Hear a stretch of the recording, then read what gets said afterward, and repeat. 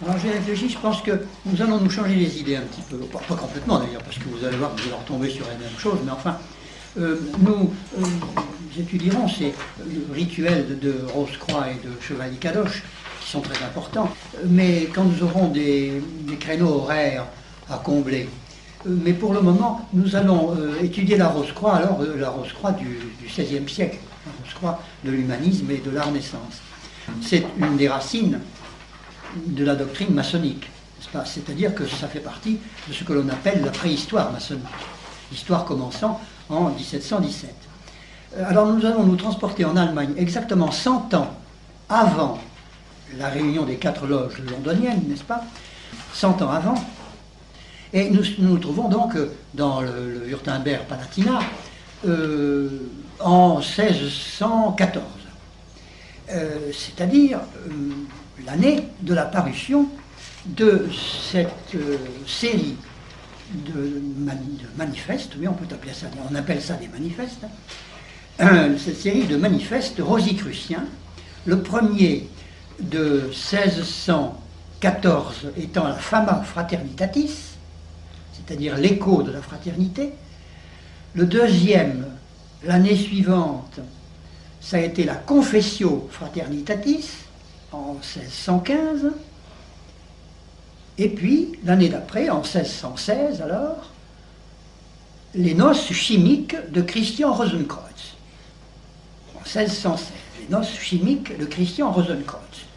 Il faudrait dire alchimique, en réalité. D'ailleurs, c'est ce que ça veut dire. Le texte ne fait aucun doute. Parce que le préfixe al vient tout simplement des habitudes des Arabes. Ils mettent al comme ça devant. Et al, par exemple, on dit al-mukahalla pour dire le fusil, al-khobs pour dire le pain, sur un al avant comme ça. Eh bien, le alchimie, ça veut dire chimie, mais à la manière arabe. Alchimie, il faut de l'alchimie. C'est tout simplement ça, vous savez. Mais si, c'est ce qui est consigné dans les livres. Je vais vous répéter ce qu'il y a dans les livres. Alors voilà les 3 manifestes rosicruciens. Ce sont des textes très importants parce qu'ils ont fait un raffut épouvantable dans toute l'Allemagne et pas en France. Bon, en France, quelques intellectuels les ont lus, mais c'est surtout les Anglais et les Allemands qui se sont précipités dessus. Parce que vous allez voir que ça correspond à une manœuvre politique d'ensemble. C'est assez curieux, mais nous verrons ça à la fin. Alors on va tout simplement étudier chacun de ces 3 manifestes parce qu'ils sont suffisamment variés pour ne pas trop nous assommer, n'est-ce pas? Alors la Fama Fraternitatis a pour auteur, les 3 d'ailleurs ont pour auteur, un certain Valentin André. Valentin André est né en 1586 dans le Württemberg. C'est un état luthérien frontalier avec le Palatinat. Il était d'une famille luthérienne et il a écrit lui-même son autobiographie, par conséquent on est renseigné sur sa vie. Il avait 28 ans quand il a écrit la Fama Fraternitatis. Et c'est lui qui a écrit aussi la Confessio et les noces chimiques de Christian Rosenkreuz. C'était un écrivain certainement de talent. En tous les cas, il avait un goût romanesque qui a plu énormément à tous ces Allemands, à ces Anglais de cette époque-là. Alors, la Fama Fraternitatis a un sous-titre. Ce sous-titre est le suivant, n'est-ce pas? Et donc, écho de la fraternité, ou confrérie du très louable ordre de la Rose-Croix. Ou confrérie du très louable ordre de la Rose-Croix. Alors, d'emblée, il vous dévoile l'existence d'un ordre, et puis c'est diverses coordonnées. La forme est très solennelle, c'est une déclaration solennelle, à un style emphatique, qui s'adresse, n'est-ce pas, qui est émise par un certain nombre de frères. Il n'y a pas une signature positivement, mais ce sont nous, les frères de la Rose-Croix, n'est-ce pas, dispensons notre salut, notre amour et nos prières, etc. etc. Alors à qui s'adresse la déclaration? Elle s'adresse aux régents, aux ordres et aux hommes savants. Voilà. Aux régents, c'est-à-dire nous dirions les dirigeants, les responsables. Aux ordres, nous dirions les instituts. Et aux hommes savants, ben, ça se comprend tout seul. Et puis alors, à la fin, et à tous les hommes qui liront nos échos avec une intention chrétienne. Alors, une intention chrétienne. Je vous précise, dès le début, que cet esprit rosicrucien, c'est un esprit qui est chrétien en principe, n'est-ce pas? En ce sens qu'ils ont tous une grande attirance pour la personne de notre Seigneur Jésus-Christ et une grande répulsion pour l'Église. C'est ça l'esprit, en gros, c'est ça l'esprit rosicrucien. Ils sont attirés par ce prestige de notre Seigneur Jésus-Christ qui leur enflamme à la vue, Mais c'est une réprobation, enfin c'est une répulsion totale à l'égard de l'Église.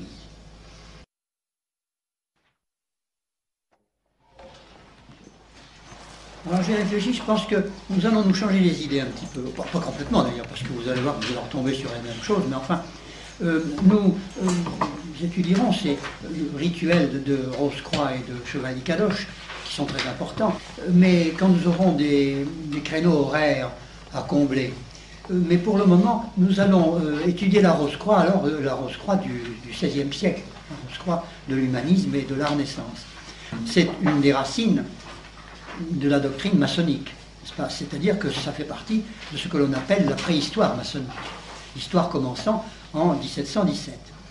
Alors nous allons nous transporter en Allemagne exactement 100 ans avant la réunion des 4 loges londoniennes, n'est-ce pas? 100 ans avant. Et nous nous trouvons donc dans le Württemberg-Palatinat en 1614.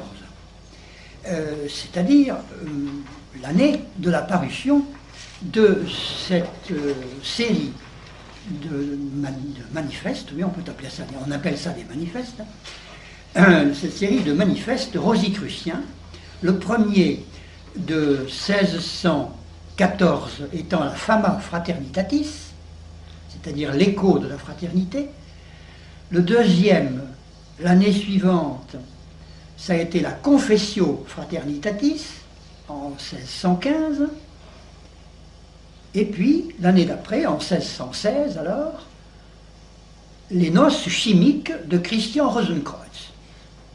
En 1616, les noces chimiques de Christian Rosenkreuz. Il faudrait dire alchimique en réalité, d'ailleurs c'est ce que ça veut dire. Le texte ne fait aucun doute. Parce que le préfixe al vient tout simplement des habitudes des Arabes. Ils mettent al comme ça devant. Et al, par exemple, on dit al-mukahalla pour dire le fusil, al-khobs pour dire le pain, sur le al avant comme ça. Eh bien, le alchimie, ça veut dire chimie, mais à la manière arabe. Alchimie, il faut l'alchimie. C'est tout simplement ça, vous savez. Mais si, c'est ce qui est consigné dans les livres. Je vais vous répéter ce qu'il y a dans les livres. Alors voilà les 3 manifestes rosicruciens. Ce sont des textes très importants parce qu'ils ont fait un raffut épouvantable dans toute l'Allemagne, et pas en France. En France, quelques intellectuels les ont lus, mais c'est surtout les Anglais et les Allemands qui se sont précipités dessus. Parce que vous allez voir que ça correspond à une manœuvre politique d'ensemble. C'est assez curieux, mais nous verrons ça à la fin. Alors on va tout simplement étudier chacun de ces 3 manifestes, parce qu'ils sont suffisamment variés pour ne pas trop nous assommer, n'est-ce pas? Alors la Fama Fraternitatis a pour auteur, les 3 d'ailleurs ont pour auteur, un certain Valentin André. Valentin André est né en 1586 dans le Württemberg. C'est un état luthérien frontalier avec le Palatinat. Il était d'une famille luthérienne et il a écrit lui-même son autobiographie, par conséquent on est renseigné sur sa vie. Il avait 28 ans quand il a écrit la Fama Fraternitatis. Et c'est lui qui a écrit aussi la Confessio et les noces chimiques de Christian Rosenkreuz. C'était un écrivain certainement de talent. En tous les cas, il avait un goût romanesque qui a plu énormément à tous ces Allemands, à ces Anglais de cette époque-là. Alors, la Fama Fraternitatis a un sous-titre. Ce sous-titre est le suivant, n'est-ce pas? Et donc, écho de la fraternité, ou confrérie du très louable ordre de la Rose-Croix. Ou confrérie du très louable ordre de la Rose-Croix. Alors, d'emblée, il vous dévoile l'existence d'un ordre, et puis c'est diverses coordonnées. La forme est très solennelle, c'est une déclaration solennelle à un style emphatique qui s'adresse, n'est-ce pas, qui est émise par un certain nombre de frères. Il n'y a pas une signature positivement, mais ce sont nous, les frères de la Rose-Croix, n'est-ce pas, dispensons notre salut, notre amour et nos prières, etc. etc. Alors à qui s'adresse la déclaration? Elle s'adresse aux régents, aux ordres et aux hommes savants. Voilà. Aux régents, c'est-à-dire nous dirions les dirigeants, les responsables. Aux ordres, nous dirions les instituts. Et aux hommes savants, ben, ça se comprend tout seul. Et puis alors, à la fin, il y a tous les hommes qui liront nos échos avec une intention chrétienne. Alors, une intention chrétienne. Je vous précise, dès le début, que cet esprit rosicrucien, c'est un esprit qui est chrétien en principe, n'est-ce pas? En ce sens qu'ils ont tous une grande attirance pour la personne de notre Seigneur Jésus-Christ et une grande répulsion pour l'Église. C'est ça l'esprit, en gros, c'est ça l'esprit rosicrucien. Ils sont attirés par ce prestige de notre Seigneur Jésus-Christ, qui enflamme à la vue, mais c'est une réprobation, enfin c'est une répulsion totale à l'égard de l'Église. On se croirait à l'UNESCO déjà, un congrès annuel mondial, et ils confrontent leur point de vue sur les mathématiques, sur la physique et sur la magie. Bon. Alors, désormais, l'idée de Christian Rosenkreuz va être l'harmonie du monde. Il séjourne là sur cette idée d'harmonie, il séjourne 2 ans à Fès, puis il revient en Espagne avec des bagages nombreux, parmi lesquels il y a énormément de précieux livres, avec d'autres, des objets précieux, et en particulier des livres. Et là, d'Espagne, il va s'adresser aux savants espagnols, bien entendu, mais aussi aux savants d'Europe entière, et il va leur dire, il va leur proposer, je cite, une axiomatique nouvelle qui permette de résoudre absolument tous les problèmes. Cette idée d'un système global, n'est-ce pas, philosophique, métaphysique, etc. Mais les savants d'Europe, devant l'exposé de cette axiomatique, trouvent tout ça ridicule. On se moque de lui, et devant cette incompréhension générale, Christian Rosenkreuz décide de fonder une société de pensée. C'est un des premiers essais de maçonnerie, voyez-vous, l'idée est en train de germer, en tout cas dans l'esprit de Valentin André, de fonder en Europe une société qui posséda assez d'or et de pierres précieuses pour en faire part au roi, pour en faire un prêt au roi, à des conditions intéressantes. Société qui se chargea également de l'éducation des princes, et qui sut tout ce que Dieu a accordé aux hommes de savoir, afin que l'on pût, comme les païens à leurs idoles, s'adresser à eux en cas de nécessité. C'est un romanesque achevé, n'est-ce pas? L'idée d'une société, alors une société de sages à laquelle on viendrait s'adresser. Alors là, le texte s'interrompt. Il interrompt la biographie de Christian Rosenkreuz pour faire place à des considérations générales. Et il déclare que le monde est actuellement gravide d'un grand bouleversement, mais qu'il y a des héros qui sont nés, n'est-ce pas, inépuisables et glorieux, qui peuvent faire éclater les ténèbres de la barbarie, et qui constituent la pointe du triangle de feu dont l'éclat de flamme ne cesse d'augmenter et qui allumera sans aucun doute le dernier incendie qui embrasera le monde. C'est des vues apocalyptiques, ça, n'est-ce pas? Puis, apocalyptique, et puis aussi d'une très vieille tradition, puisque ça date déjà de l'Ancien Testament, ça. L'idée que le déluge n'aura plus lieu, mais qui sera remplacé par une espèce d'embrasement général. Ça, l'embrasement universel, ça c'est une idée très ancienne, que probablement il reprend là. Alors là, le texte de la Fama Fraternitatis cite comme exemple caractéristique de ces héros inépuisables et glorieux Paracelse. Alors je ne sais pas si vous avez déjà lu des vies de Paracelse, mais comme héros inépuisable et glorieux, ce n'est pas précisément le cas. Enfin, je vous donne la vie réelle de Paracelse. C'était un médecin alchimiste, n'est-ce pas, qui était né en 1493 à Einsiedeln, en Suisse, près de Zurich, et il est mort à Salzbourg en 1541. Après avoir longtemps voyagé, c'est toujours ces savants gyrovagues du 14e, 15e siècle, n'est-ce pas, qui voyagent partout, qui donnent un peu tout. Après avoir longtemps voyagé un peu partout, il exerce la médecine à Zurich et à Bâle. Et il s'occupe beaucoup de chirurgie. Alors c'est lui qui est à l'origine de la chimiothérapie. C'est-à-dire qu'avant on soignait par des moyens naturels, enfin par des produits qui étaient déjà des produits élaborés par la biologie, qui étaient des produits biologiques. Alors lui, il a soigné par les sels de mercure, par le soufre, l'antimoine et l'arsenic. Pas uniquement, puisqu'il soignait aussi par l'opium, mais enfin il a fait des traités sur tous ces corps-là. Alors on le dit, le père de la chimiothérapie. Alors, il avait en exécration, il y avait une double exécration, celle des scolastiques, ça on comprend, mais celle des Arabes, alors là on ne comprend pas, parce que précisément les Arabes étaient dans ces mêmes idées.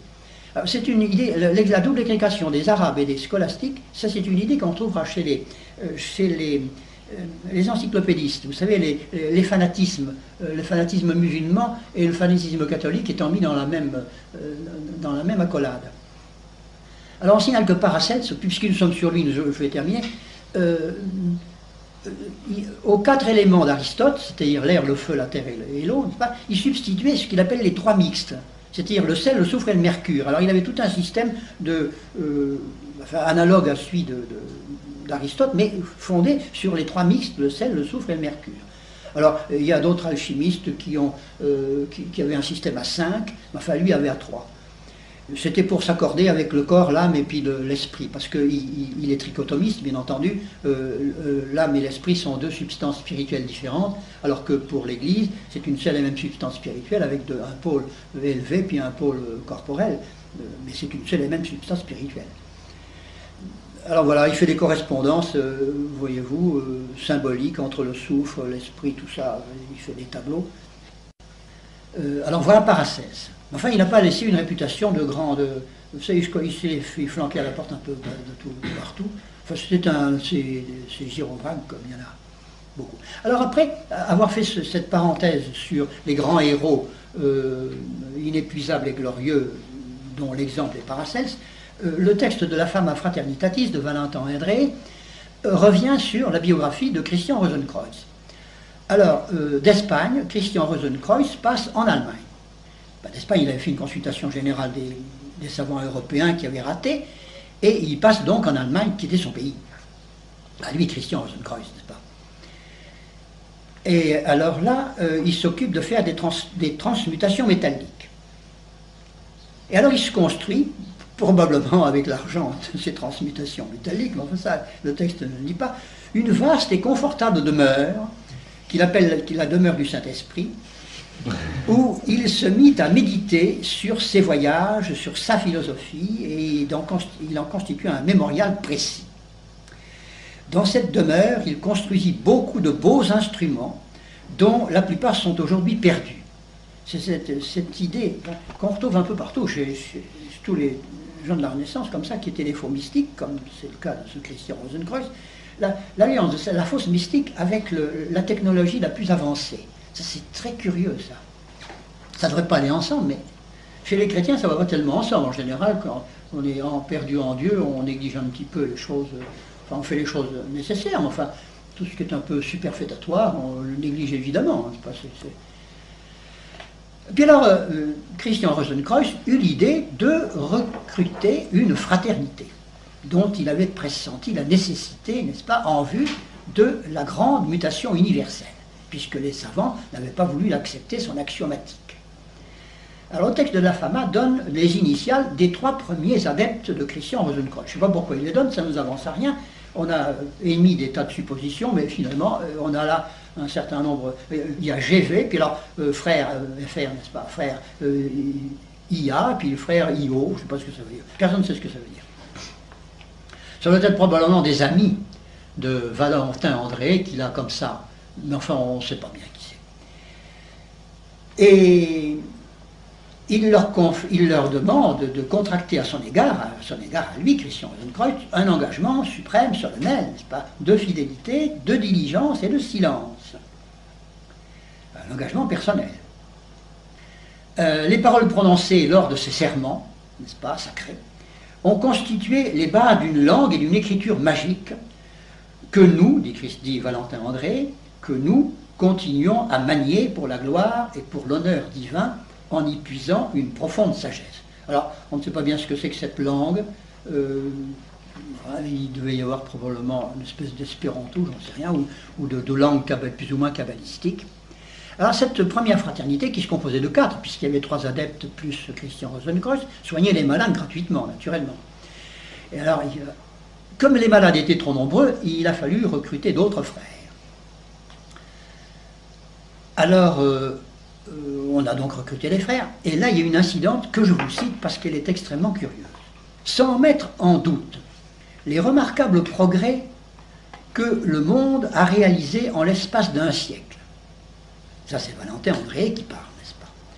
Nous avons cependant la conviction de l'immutabilité de notre axiomatique jusqu'au jugement dernier. Alors ça, cette idée, ce sentiment de certitude absolue, on le retrouve très souvent chez les gens qui ont subi ce qu'ils appellent eux-mêmes l'illumination initiatique.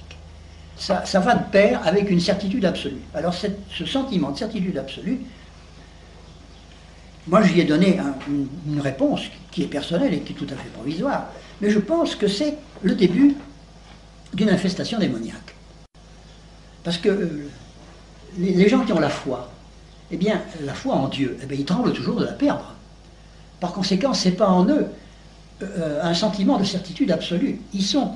Les gens qui ont la foi ont confiance en Dieu, qui est absolu. Mais eux, parce que la foi dogmatique, enfin la foi objective, elle est immuable. Mais la foi subjective, c'est une flamme qui ne demande qu'à s'éteindre dans les courants d'air. Et c'est pour ça que Saint Pierre dit qu'il avait la foi, mais qu'il demande à notre Seigneur de la lui renforcer.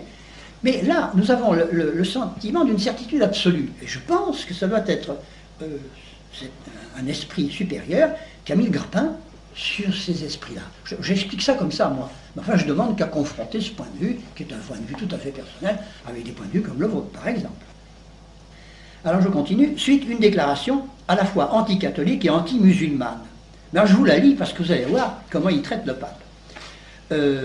C'est Valentin André qui parle au nom de Christian Rosenkreuz, bien entendu, dont il raconte la vie. Nous avons la ferme conviction que nos pères, s'ils avaient profité de la vive lumière, voyez-vous, de la vive lumière dans laquelle nous baignons, n'est-ce pas, qui nous baigne aujourd'hui, ils auraient eu plus de facilité à tanner le cuir du pape et de Mahomet au lieu de recourir à des soupirs. Voilà. Alors chacun des 8 frères, qui sont 8 frères, là, se dispersaient, composa un exposé complet sur la philosophie révélée et secrète de la confrérie. Révélée et secrète de la confrérie. Puis ils fixèrent les règles de la confrérie et ils se dispersèrent.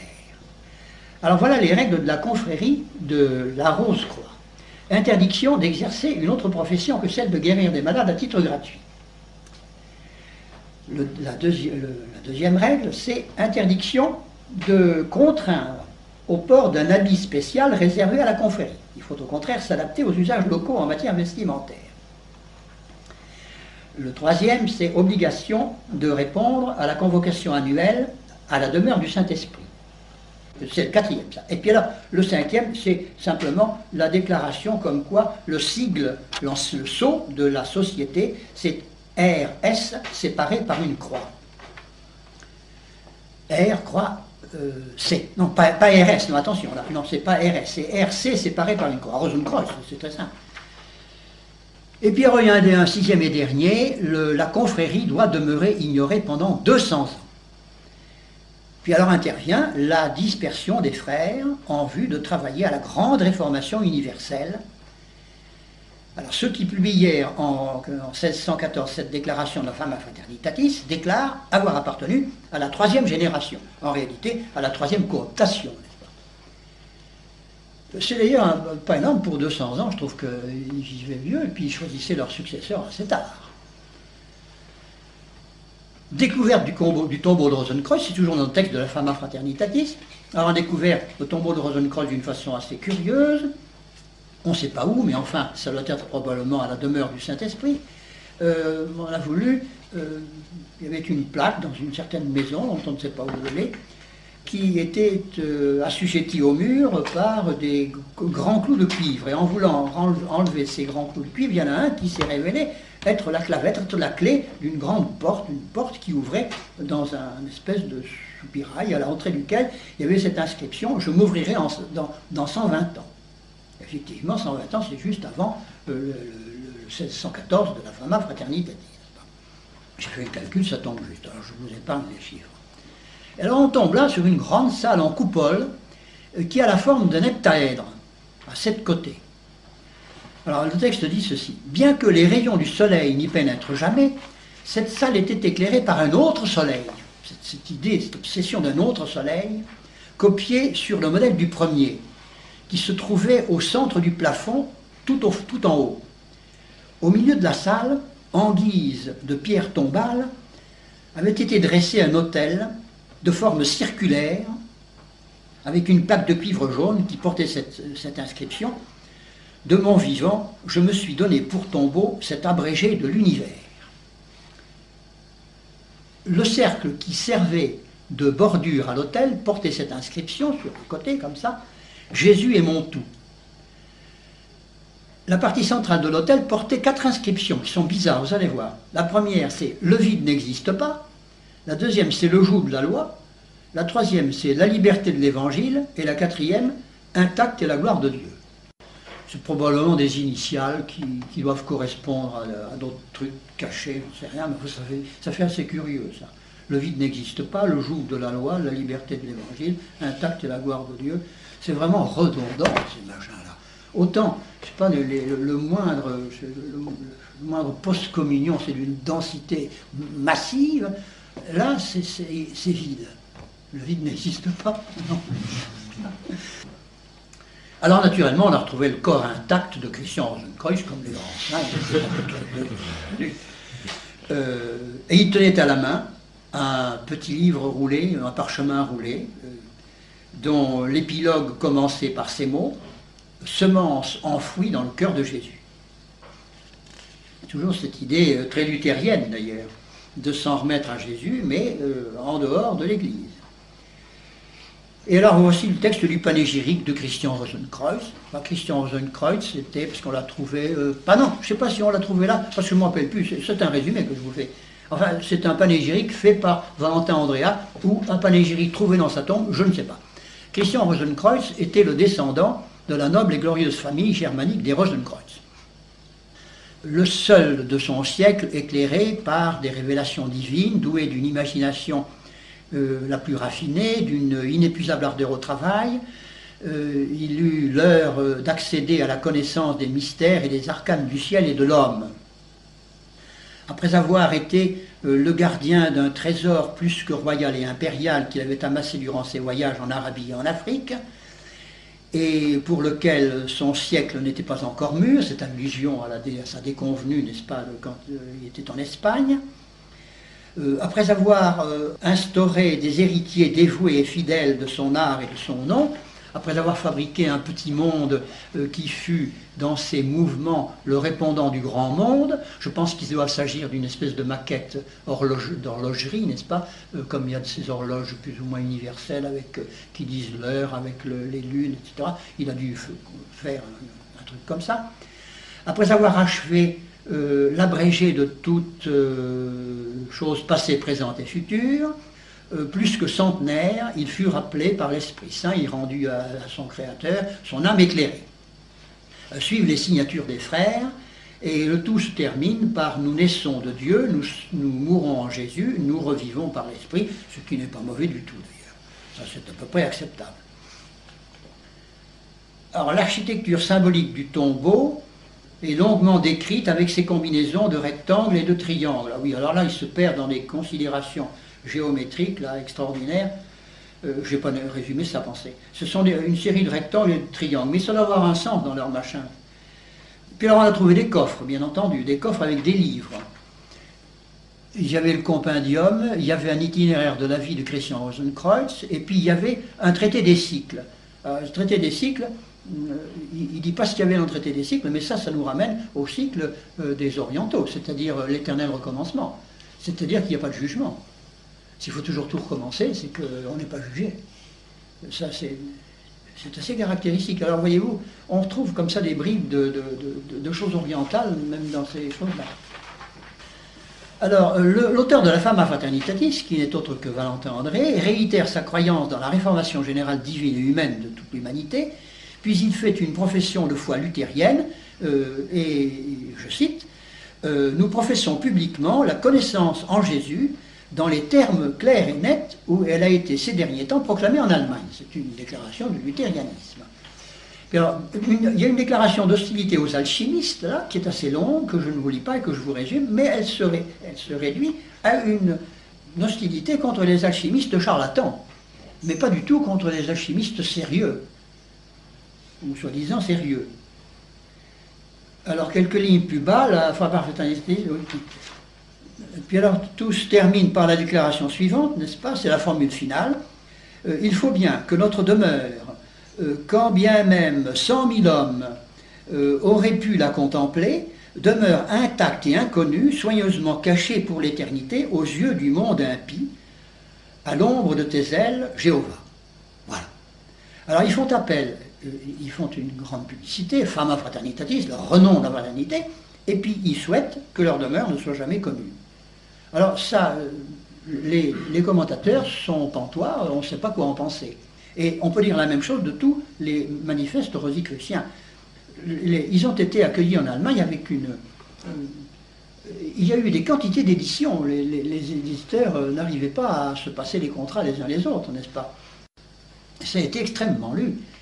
Et c'est certainement, ces trois manifestes sont certainement à l'origine de la maçonnerie.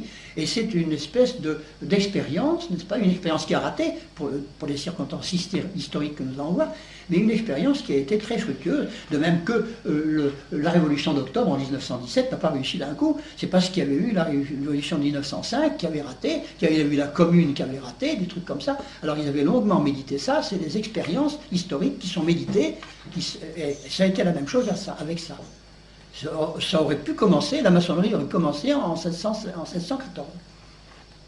Alors ensuite, un autre texte, l'année d'après, la Confessio Fraternitatis, dont le texte complet est ceci, ou Confession de l'insigne confrérie du très honoré Rose-Croix, du très honoré Rose-Croix. Je ne sais pas pourquoi tout d'un coup c'est au masculin. À l'adresse des hommes de science de l'Europe. Alors je répète, Confessio Fraternitatis, ou Confession de l'insigne confrérie du très honoré Rose-Croix, à l'adresse des hommes de science de l'Europe. L'auteur, c'est toujours le même, c'est Valentin André, il avait 29 ans à ce moment-là. Alors, c'est un livre tout petit, divisé en 14 chapitres, qui n'ont pas plus de 15 ou 20 lignes chacun. Alors, on peut les résumer facilement. Le premier chapitre revient sur la chronologie cyclique. Alors, en ce jour, le monde est au point d'atteindre l'état de son repos, avant de se hâter vers un nouveau matin, c'est bien ça, après l'achèvement de la période de son cycle. Ça, c'est donc une chronologie cyclique. Tandis que la chronologie chrétienne, c'est une chronologie, enfin le schéma chrétien, c'est une chronologie progressive, avec un jugement, et puis il y aura un état de stabilité.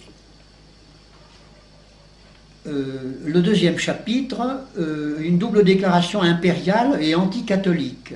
Alors la déclaration anticatholique, je vous laisse, impériale, c'est intéressant aussi, mais je ne l'ai pas noté. Nous condamnons les sacrilèges dont notre Seigneur Jésus-Christ est l'objet et dont l'Orient et l'Occident se rendent coupables. Entendons Mahomet et le pape, n'est-ce pas? L'Orient et l'Occident se rendent coupables, c'est Mahomet et le pape. Nous présentons et dédions au chef de l'Empire romain notre prière, nos mystères et nos trésors. Il dédie à l'Empire, au chef de l'Empire romain, c'est-à-dire à l'empereur romain germanique, n'est-ce pas? Notre prière, nos mystères et nos trésors. Le troisième chapitre, c'est un appel aux hommes de science. Alors, il les appelle à la rénovation universelle, qui est d'ailleurs imminente. C'est une nouvelle philosophie, celle de Christian Rosenkreuz, qui ne puise plus à une sagesse juridique, vous voyez canonique, n'est-ce pas, il ne puise plus à une sagesse juridique, mais à une sagesse beaucoup plus théologique, et puis qui puise dans la médecine. Il croit beaucoup à la médecine. Enfin, c'est une espèce d'anticonformisme rénovateur. Alors, le troisième chapitre revient sur la chronologie cyclique et estime qu'on arrive maintenant aux merveilles du sixième temps. Alors, je vous passe ça parce que quand on arrive au cycle plus réduit, alors là, on s'y perd. Enfin, on va vers une rénovation universelle. Quatrième chapitre, c'est la critique du monde moderne, c'est l'édifice de ce temps est un édifice disgracieux. Un édifice disgracieux, il faut reconstituer la forteresse de la vérité. Le cinquième chapitre est branché sur l'idée d'illumination intérieure. Il faut revenir sur des notions invisibles à découvrir, la parole perdue, des notions comme ça. Et c'est un chapitre assez confus d'ailleurs, dont j'ai pris de longues citations, mais finalement je renonce à vous les lire parce que elles sont un peu comme ça. Voyez-vous, c'est une histoire de paroles, prédication d'abord murmurée, qui ensuite devient acclamée par tout le monde, et qui se transforme en un rugissement de lion. enfin tout tourne autour de cette idée-là. Une parole perdue qui s'amplifie progressivement parce qu'elle a été prise en compte par une société de pensée qui s'est épanouie. Alors le sixième chapitre, ça reprend la vie de Christian Rosenkreuz. Je reprends la vie de Christian Rosenkreuz, c'est simplement le huitième chapitre. Des astres nouveaux sont apparus dans les constellations du Serpentaire et du Cygne. Ça, ce sont des considérations astronomiques qui avaient lieu de leur temps, n'est-ce pas? C'est le signal symbolique envoyé par Dieu pour indiquer que notre époque doit assister à un nouveau déliement de la langue de l'homme. Un nouveau déliement de la langue de l'homme. Le neuvième chapitre, les caractères et les lettres que Dieu a mis dans la nature, les mathématiques, les caractères et les lettres que Dieu a mis dans la nature, les mathématiciens et les astrologues les déchiffrent maintenant. Ils permettent ainsi de calculer la durée probable des périodes d'obscurcissement que traverse l'Église. Parce qu'il y a naturellement des périodes d'obscurcissement et des périodes d'efflorescence. Alors, il faut avoir recours à une écriture magique, qui est une langue nouvelle, c'est l'allusion à la langue nouvelle qui a été, dans l'origine, ce sont ces paroles de serment personnel adressées par ces 4 premiers adeptes, ou ces premiers adeptes, à Christian Rosenkreuz lui-même. C'est là qu'on a tiré cette écriture et cette langue magique, dont il est fait mention ici à ce 9e chapitre. Alors, le 10e chapitre, c'est l'apologie de la Bible. Le 11e chapitre, c'est la rectification du jugement sévère porté par la femme fraternitative quant à l'alchimie. Alors là, il revient sur la question et il dit, si vous avez bien compris, vous avez pu constater qu'il s'agit uniquement de condamner les alchimistes charlatans. Alors le 12e chapitre, c'est une nouvelle exhortation à fuir les alchimistes charlatans. Oui, ça c'est souvent ça. Quand il y a comme ça une secte assez raffinée d'intellectuels, ils ont toujours, on retrouve ça maintenant d'ailleurs, il y a toujours une hostilité avec les sectes de bas étage, parce qu'il se crée toujours des espèces de sectes de bas étage. Vous voyez maintenant l'hostilité de la franc-maçonnerie pour ce qu'ils appellent eux-mêmes les sectes. Moon par exemple, des choses comme ça. Ils sont très hostiles à ça, parce que c'est charlatanesque. Et ça, ils ont horreur de ça, les intellectuels. Il y a une espèce de hiérarchie entre eux, comme il y a une hiérarchie dans les anges. Et il y a des anges des 9 cœurs qui ont prévariqué. Par conséquent, il y a des grands tentateurs distingués, et puis il y a des tentateurs qui vous entraînent au vice. Mais les grands tentateurs distingués et raffinés, les grands intellectuels de l'enfer, ne vous entraînent pas au vice, ils vous entraînent à l'erreur. Et c'est pas tout à fait la même chose. Après, ça se réduit en la même chose, mais il y a là une hiérarchie que j'ai souvent remarquée, et je pense que ça doit venir de là, cette hostilité aux alchimistes charlatans. Je m'exprime très mal, mais c'est une idée qui demande à être creusée. Alors, le 13e chapitre, c'est un chapitre sur l'initiation, c'est un appel à l'initiation. Un appel à l'initiation, c'est un appel à prendre contact avec les gens de la Rose-Croix. Prenez contact avec nous, n'est-ce pas? Et nous vous procurerons l'initiation.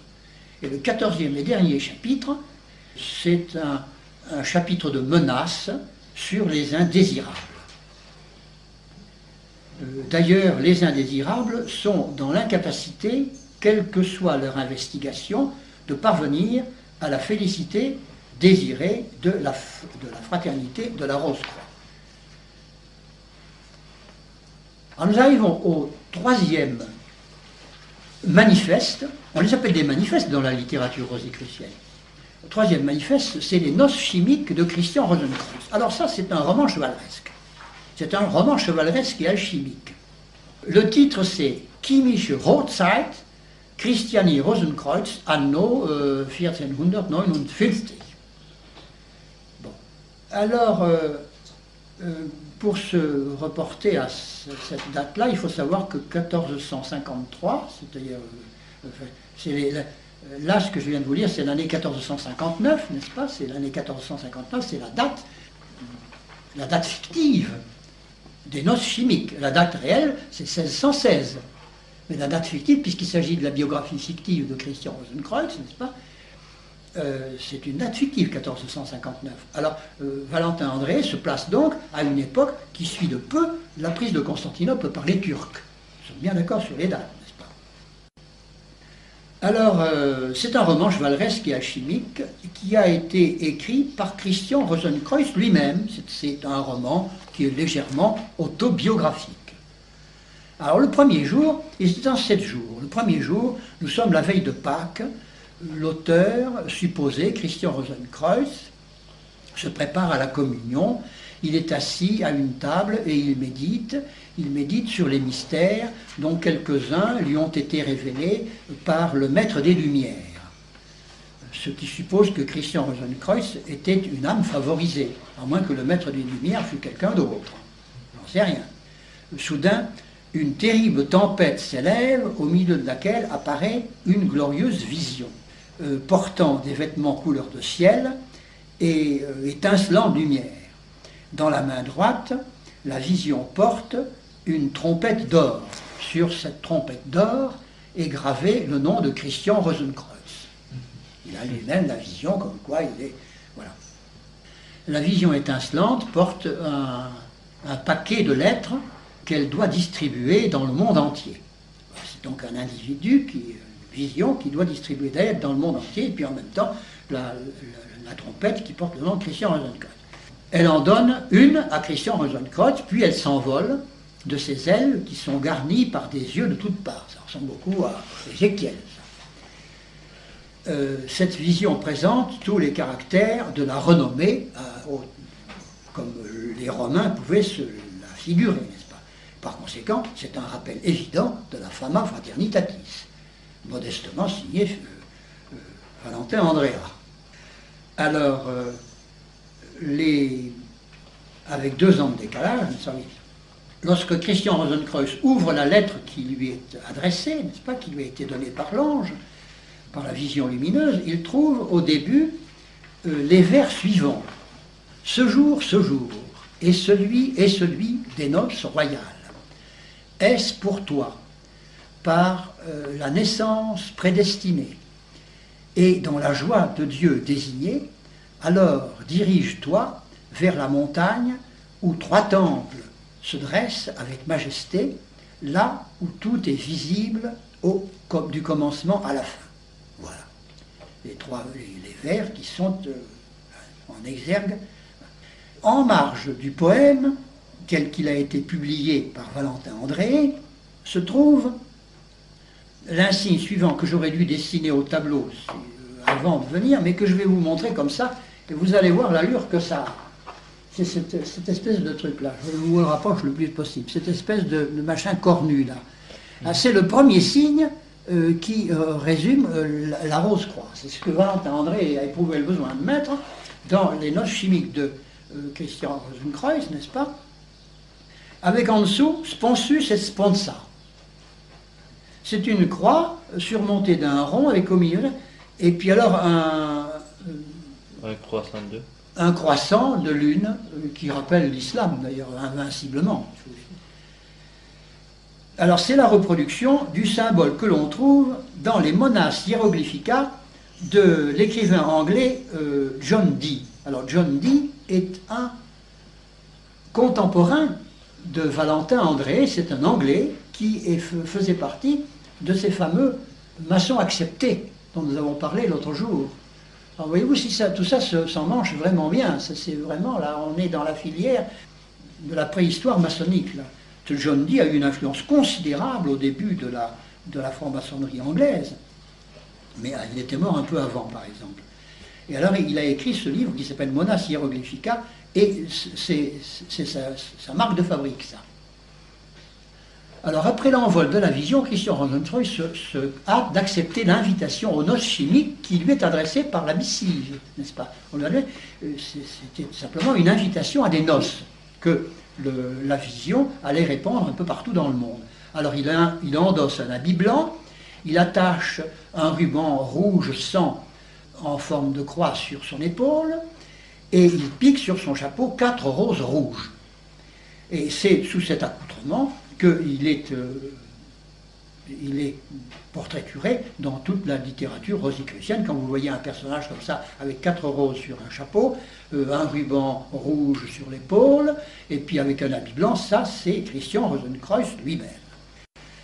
Le deuxième jour, le héros chemine vers les noces, au milieu de la nature en fête. Il arrive à un portail royal.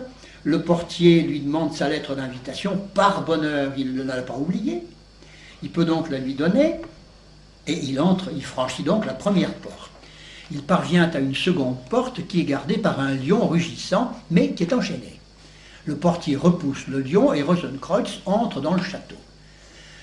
Le héros, Christian Rosenkreuz, voit passer une jeune fille porteuse d'une lampe. Il la suit et il peut franchir la troisième porte juste avant qu'elle ne se referme derrière lui. Dans le parvis du château, il croise beaucoup de monde. Les conversations sont animées mais pleines de vantardises. L'un prétend qu'il a entendu le bruit fait par le mouvement des sphères célestes pendant la nuit. Un autre a vu les idées de Platon. J'allais dire prophète. Un autre a pu compter les atomes de Démocrite. Des choses comme ça. Enfin, une conversation pleine de vanité, comme vous voyez. Tout le monde, c'est de l'humour germanique assez bon d'ailleurs, ça. Dans le monde, alors tout le monde se tait quand la musique commence. Mais elle prend, enfin c'est l'humour qui ressemble un petit peu à Faust, voyez-vous, ça fait penser un peu à l'humour de Goethe, quelquefois, il a des trucs comme ça.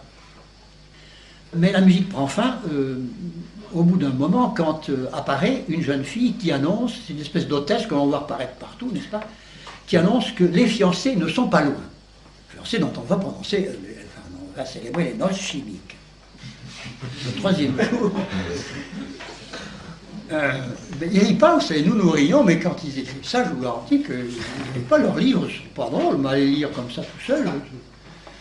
Le soleil se lève, les trompettes sonnent pour rassembler les invités. Alors on apporte des échelles, et chacun doit prendre une échelle. De nombreuses personnes poient sous le fardeau, parmi lesquelles plusieurs empereurs qui poient sous le fardeau des échelles qu'on leur a portées. Vraiment, c'est des empereurs, alors il faut les rabaisser. Christian Rosenkreuz, lui, se comporte humblement, mais gaillardement. De toutes mes qualités, celle dont je suis le plus fier, c'est ma modestie. Quand il reçoit son échelle, le page qui est à côté de lui s'écrie « c'est lui ».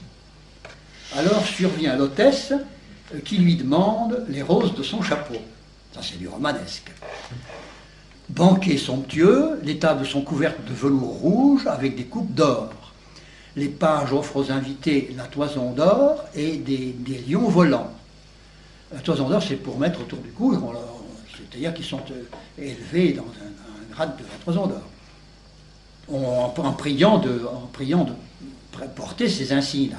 Ces emblèmes sont ceux de l'ordre que le fiancé accorde aux invités. Et vous allez voir que cette cérémonie fait allusion à une cérémonie qui a eu lieu en Angleterre au bénéfice de Frédéric V. Et vous allez voir dans quelles conditions c'est très intéressant. Seulement, malheureusement, nous arrivons à l'heure.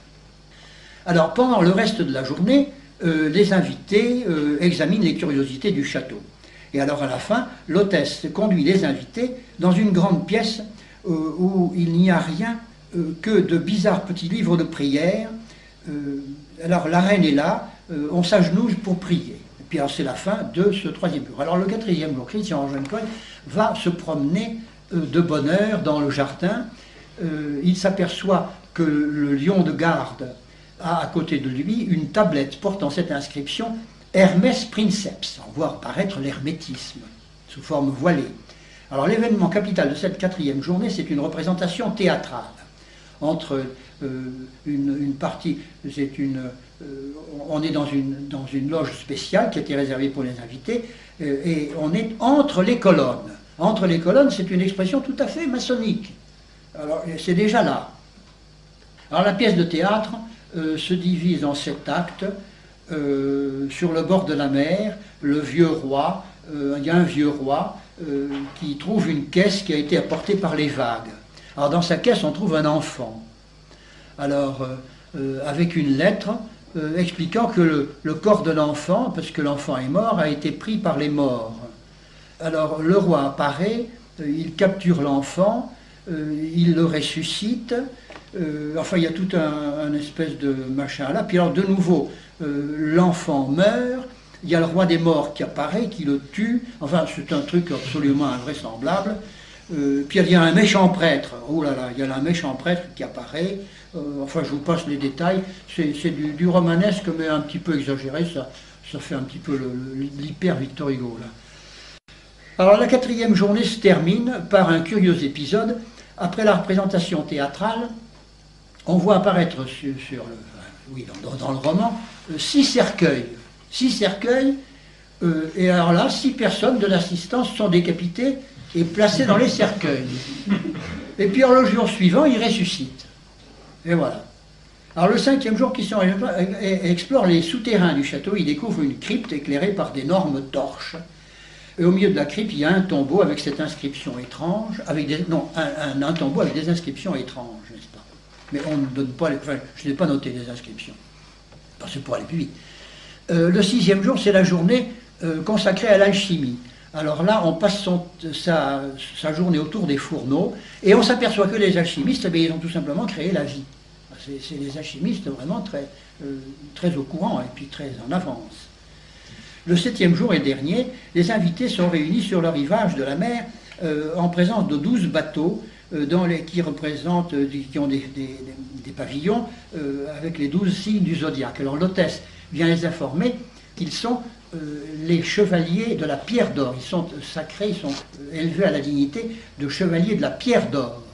Ça veut penser au Graal, ça, la pierre d'or, ça veut dire penser au Graal. Alors, dans le livre La règle d'or, la règle de l'ordre de la pierre d'or. La règle de l'ordre de la pierre d'or. Alors c'est ceci, vous, mes chevaliers, allez prêter serment que vous n'imputerez jamais votre ordre à un quelconque esprit ou démon, mais seulement à Dieu et à la nature par lui créée. Cette double idée de se vouer à Dieu et à la nature, parce que ça fait qu'une seule et même chose, n'est-ce pas? Le 2e article, c'est « Vous détesterez toute galanterie ». Le 3e article, c'est « Vous serez toujours prêt à soutenir tout ce qui est valable ». Ça ne veut pas dire grand-chose, ça. Et tout ce qui aura besoin de vous. Le 4e, vous n'utiliserez pas votre honneur pour des vanités terrestres. Et le 5e, c'est vous ne chercherez pas à vivre plus longtemps que Dieu ne vous l'a accordé. Ça, vraiment. Je ne sais pas pourquoi ils mettent des choses comme ça. Je sais pas. Ben, probablement, si c'est une idée alchimique, parce que dans l'alchimie, n'est-ce pas, il y a l'élixir de longue vie. Ça fait partie des choses alchimiques, ça, l'élixir de longue vie. Alors il les met en garde contre ce qu'ils considèrent comme des un truc charlatanesque de l'alchimie qu'eux réprouvent, au profit d'une alchimie spirituelle. Parce qu'il y a encore maintenant l'alchimie opérative et l'alchimie spirituelle. Ben, je crois que nous en terminons là parce que j'ai déjà dépassé l'heure. Alors nous avons vu à peu près tout des 3 manifestes rosicruciens. J'aurais voulu terminer sur la préhistoire de la Rose-Croix, parce qu'elle aussi a une préhistoire, alors on serait retombé sur beaucoup d'auteurs du XVe siècle, du XIVe, qui sont en réalité des relais, des courroies de transmission de la pensée arabe. Enfin, on ne peut pas tout faire. Enfin, je crois qu'il était intéressant quand même de revoir ces 3 manifestes, parce qu'au fond, l'idée rosicrucienne, le mot vient de cette époque-là. C'est Valentin André qui a lancé ça. Le personnage de Christian Rosenkreuz étant un mythe qui a précédé de loin, alors évidemment, ça fait très bien de se baser sur un mythe très ancien. On a toujours besoin, les maçons l'ont montré dès le début, ils ont toujours besoin d'assises antiques, n'est-ce pas? Parce que pour les choses de l'esprit, il faut avoir des assises antiques. Alors je vais terminer maintenant concernant les 3 manifestes rosicruciens. Parce qu'il y a une circonstance historique qui permet de très bien comprendre toute cette affaire-là. C'est une circonstance historique dont on a peut-être exagéré l'importance, mais enfin, elle est tellement parlante que je n'ai pas résisté à la tentation de vous la manifester. de vous l'indiquer. Alors ces 3 manifestes donc ont produit un remous considérable. La Fama, la Confessio et les noces chimiques. Un remous considérable en Angleterre et en Allemagne. Beaucoup de gens naturellement ont écrit aux éditeurs, puisqu'il semblait que cette publication était faite pour ça. Nous nous manifestons, ça voulait dire écrivez-nous pour venir avec nous, puisqu'ils demandaient de l'aide, ils demandaient à initier des gens. Alors ça on l'a fait. Et les bibliographies maçonniques sont pleines d'une foule de titres de ces libelles en allemand et en anglais qui ont été adressés aux éditeurs comme ça pour faire appel au Rose-Croix. Il y a même des gens qui ont publié, voyant qu'ils ne pouvaient pas, que les éditeurs ne donnaient pas suite, mais ça, ils ont publié eux-mêmes des livres. Et il y a tout un tas de livres. Par exemple, il y en a 2 petits livres, il y en a beaucoup, mais les 2 plus intéressants sont des livres anglais d'un nommé Flood, qui était d'ailleurs un maçon accepté des loges quand elles étaient encore opératives en Angleterre. Le premier de ces petits livres, Flood, ça s'écrit F-L-U-2-D, Flood. Vous pouvez le noter parce qu'il n'est pas uniquement célèbre à cause de ces 2 petits livres-là, il est célèbre parce que c'était un des maçons acceptés qui ont préparé tout le sillage, tout le lit de la franc-maçonnerie par la suite, n'est-ce pas? Bien que nous soyons une centaine d'années avant. Le premier de ces livres s'appelle Apologie succincte de la Rose-Croix et l'autre s'appelle Le traité apologétique de la Rose-Croix. Apologie succincte de la Rose-Croix et l'autre le traité apologétique de la Rose-Croix. Ce sont des petits traités qui sont connus parce qu'ils parlent tous de quelque chose qui va devenir assez important dans la littérature proto-maçonnique, c'est ce qu'on appelle la pansophie. P-N-S-O-P-H-I. La pansophie, c'est ce système global, n'est-ce pas, de philosophie qui était préconisé par les Rose-Croix. La pansophie qui tournait autour de l'idée du micro-macrocosme. C'est une espèce de métaphysique qui était destinée à remplacer la sagesse chrétienne. Alors tous ces appels sont restés sans réponse, de telle sorte qu'en 1623, vous voyez, quelques années après, il y a un auteur proto-maçonnique connu en Allemagne, il s'appelle Michel Mayer. Alors Mayer, M-A-I-E-R, il n'y a pas d'Y. M-A-I-E-R,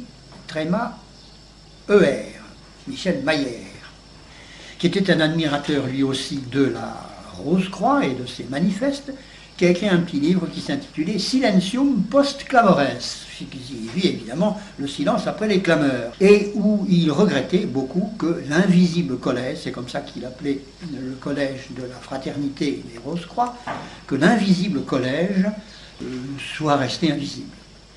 Alors c'est sous cette forme-là que le collège de la fraternité rosicrucienne est resté dans la littérature maçonnique. On l'appelle quelquefois l'invisible collège, comme ça.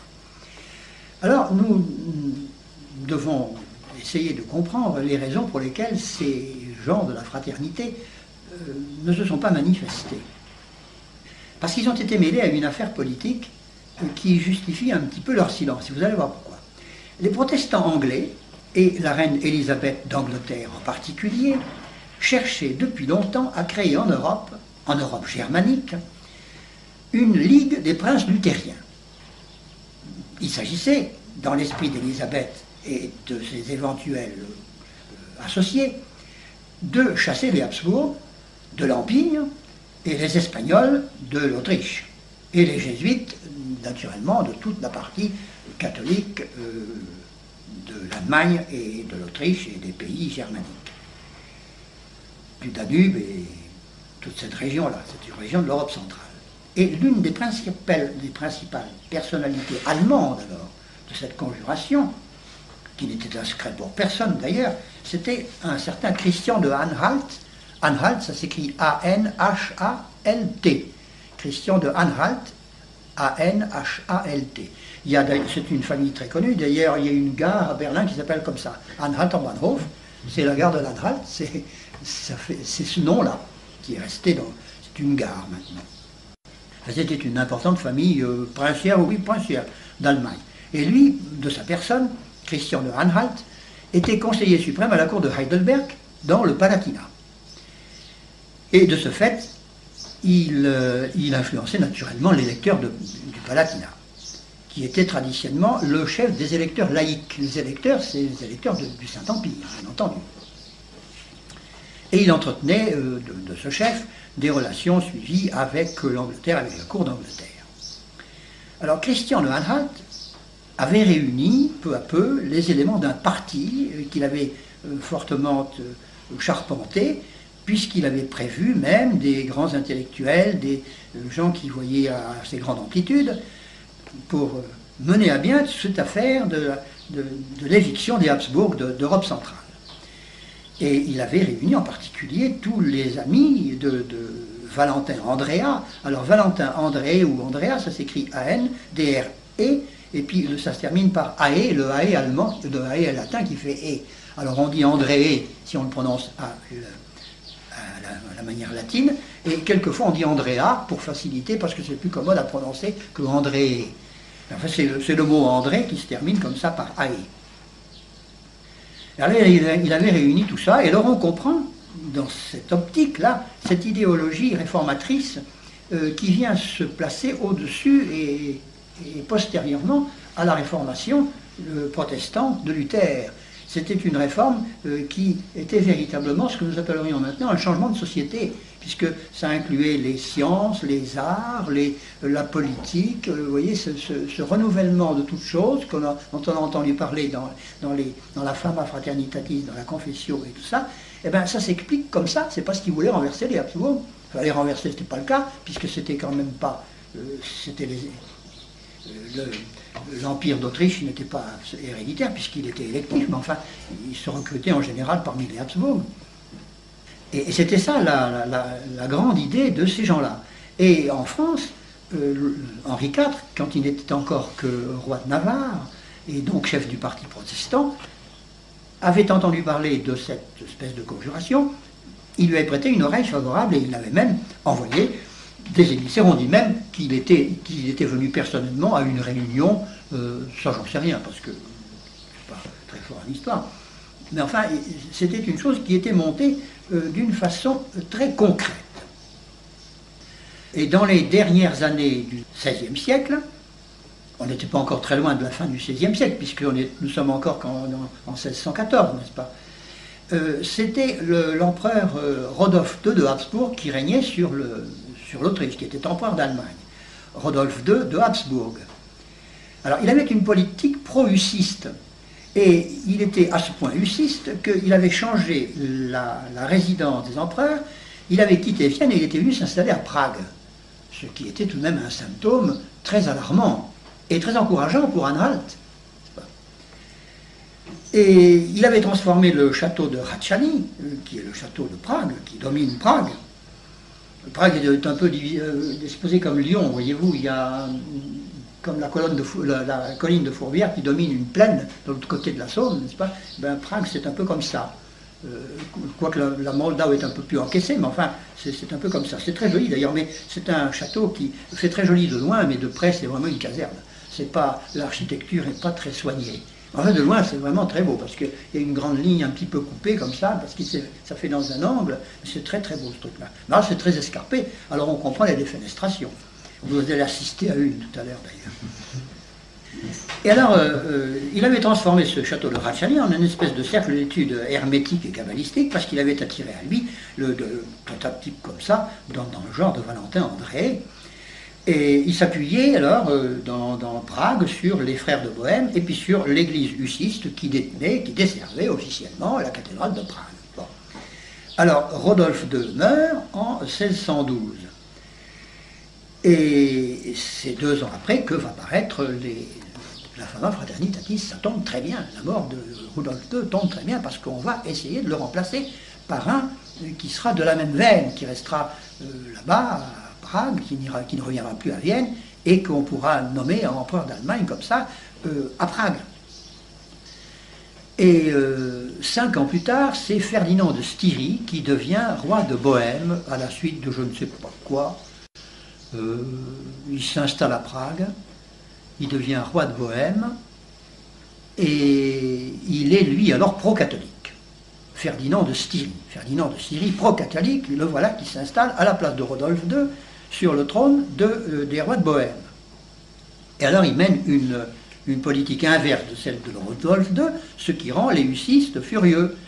Et il s'entoure, lui, de catholiques, et un beau jour, les hussistes font irruption dans le château, ils trouvent des chefs catholiques en conversation avec Ferdinand de Styrie, roi de Bohême, et puis ils les défenestrent.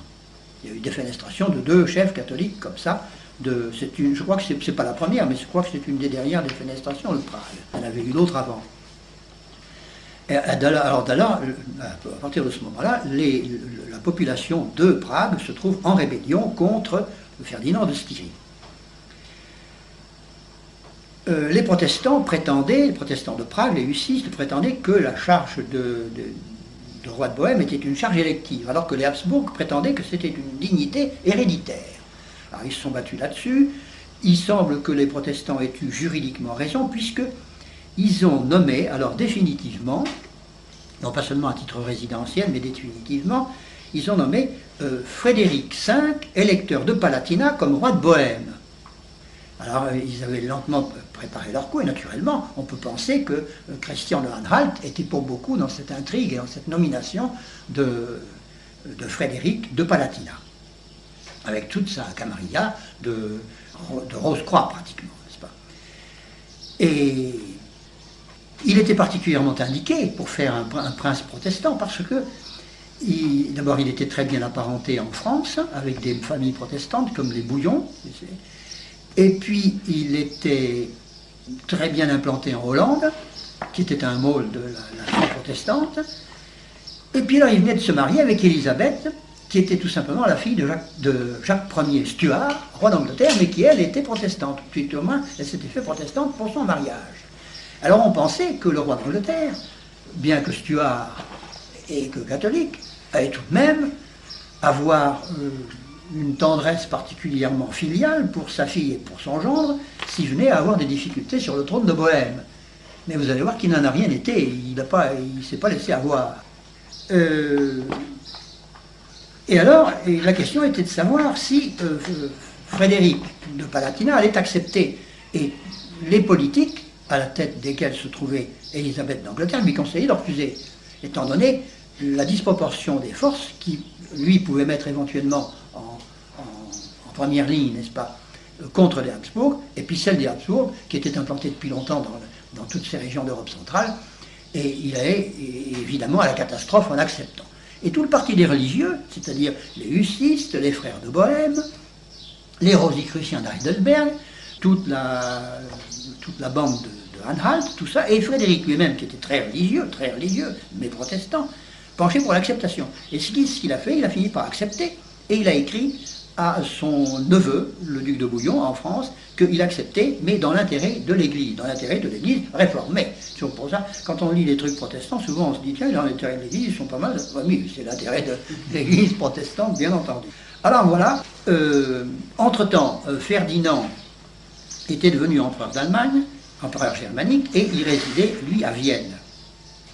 Alors voilà, Frédéric V trouve donc la route de Palatinat, trouve donc la route libre pour aller à Prague, se faire élire roi de Bohême. Il y va, la cérémonie est magnifique, il a lambiné en route, d'ailleurs, il s'est arrêté un peu partout parce qu'il avait un train de maison important, il était marié, il avait déjà un enfant, et puis sa femme en entendait un autre qu'elle a eu d'ailleurs très peu de temps après.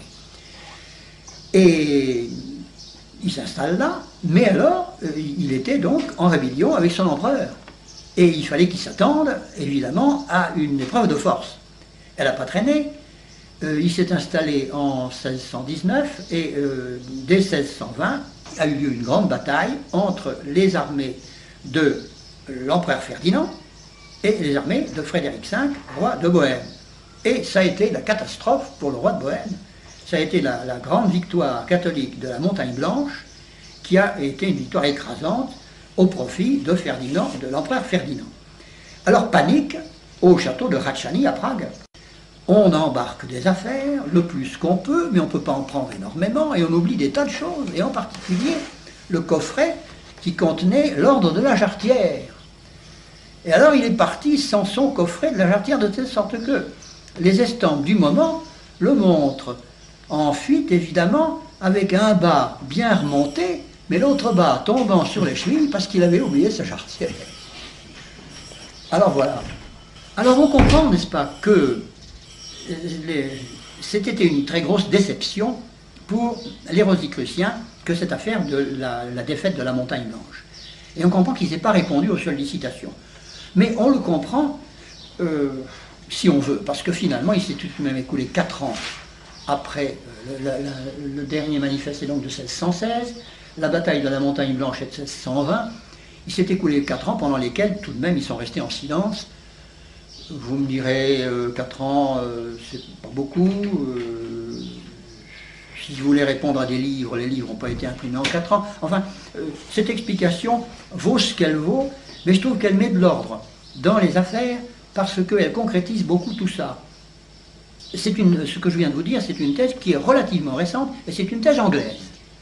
C'est une thèse anglaise qui a été défendue assez couramment maintenant en Angleterre, mais que je trouve assez intéressante, tout au moins pour jalonner les affaires. Alors on peut nuancer, évidemment, après, mais qu'ils aient eu l'idée d'une grande transformation dans l'Europe centrale, ça c'est certain. Ne serait-ce qu'à lire la littérature des droits manifestes. Ça c'est évident. Et alors ils sont restés donc l'invisible collège. Mais alors l'idée de ce collège invisible leur est restée. C'est ainsi que Valentin André a eu l'idée d'une union chrétienne, parce que ça lui trottait dans l'idée, il voulait continuer cette chose-là. On a des lettres de lui qui parlent d'une union chrétienne. Et il y a en Angleterre une autre association secrète, qui n'était pas une association maçonnique, mais proto-maçonnique, qui s'appelait la Royal Society, ça s'écrit comme ça se prononce, Royal Society TY, qui a été fondée par Samuel Hartlib. Je pense que ça doit être un juif, parce que Hartlib c'est un autre juif.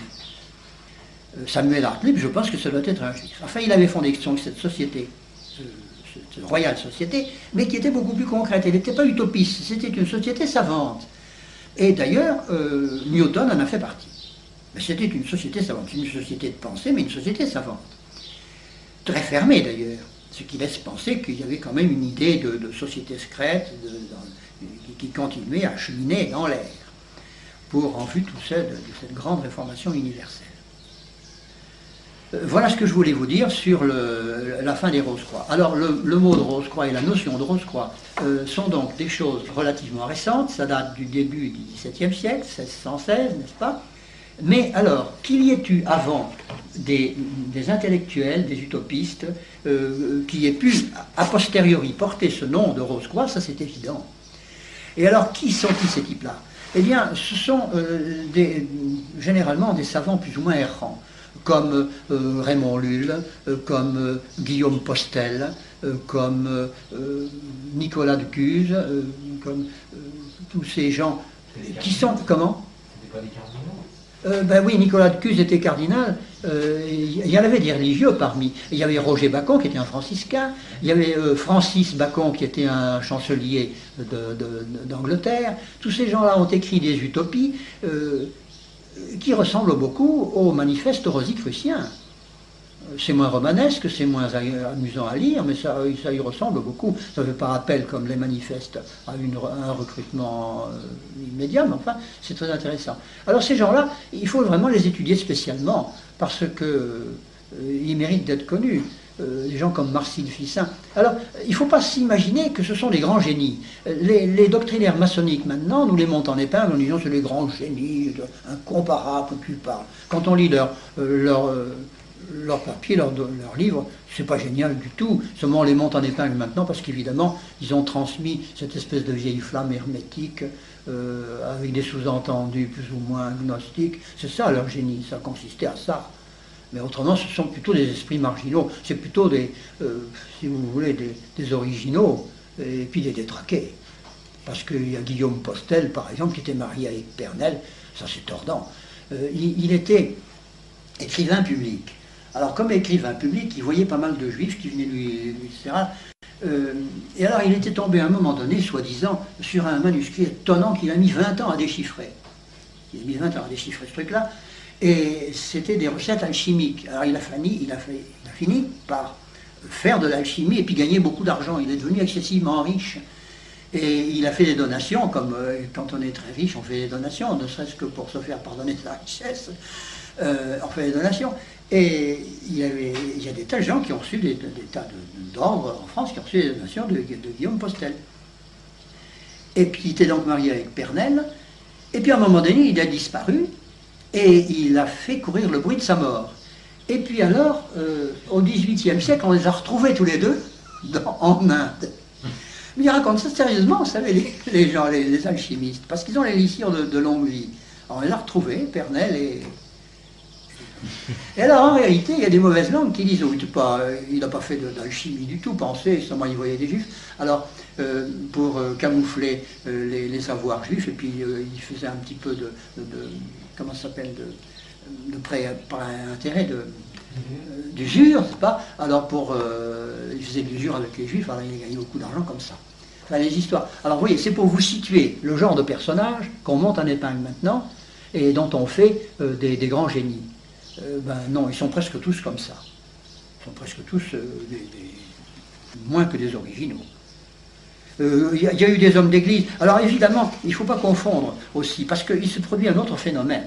C'est qu'il y a beaucoup de subversifs comme ça qui récupèrent des grands hommes et qui les attirent à eux et qui les déclarent maçons ou proto-maçons ou pré-maçons.